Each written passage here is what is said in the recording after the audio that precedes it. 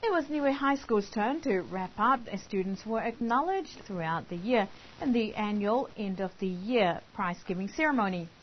The day began with formalities with speeches from the Director of Education, who reflected on the importance of education and determination towards lifelong learning, which also coincided with the theme of the day, which was education and determination equals lifelong learning.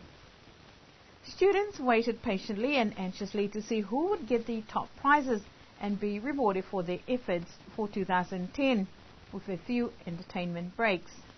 Minister of Education, Honourable Tongia Sioneholo, also encouraged students to strive for what they desire and never be discouraged by whether or not they get an award, but to continue learning, and success will await them in their lives.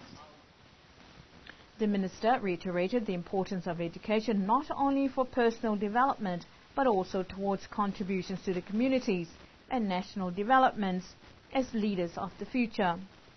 He also noted that prize-giving days not only highlights the efforts of students but also reflects on the quality of teachers that have the task of preparing students for life.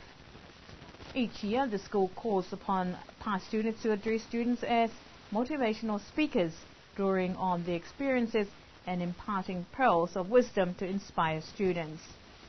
The formalities were followed by the presentation of prizes, but the top prize of Niue High School Ducks for 2010 went to Ethan Rubin.